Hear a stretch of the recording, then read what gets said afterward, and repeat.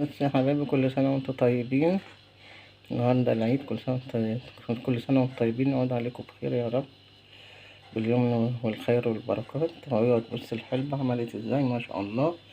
خضرت ونبتت اهي. النهاردة أول يوم العيد، أنا عاملاها من 3 أيام بس، ساعة ما صورتلكوا. وهي اللي في المصفى عاملة ازاي. هي بتبقى كده، بتتشال بقى وتتاكل. نعمل كده وبناكل اهي. بصوا عاملة جذور ازاي. يلا اعملوها بقى، انتوا زمانكوا عملتوها طبعا، بس انا اللي ما عملهاش يجرب يعملها. مش لازم يبقى في عيد، في اي يوم. هي مغذية جدا ولها فوائد كتير. جربوها وقولوا رأيكم. وشوفوا اهوت اللي في الطواجن، مغطيتهاش ولا اي حاجة، بس كل يوم كنت برشرشها كده الصبح وبالليل بالمية. ونفس النظام اللي في الشاشة وفي الفانيلا، هي حاجة عندك نضيفة.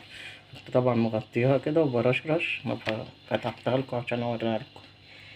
ايه، جربوها وقولوا لي رأيكم ايه. كل سنة وانتم طيبين، جزاكم الله كل خير، بحبكم في الله. ما تنسونيش في لايك وشير وتفعلوا الجرس عشان يوصل لكم كل جديد.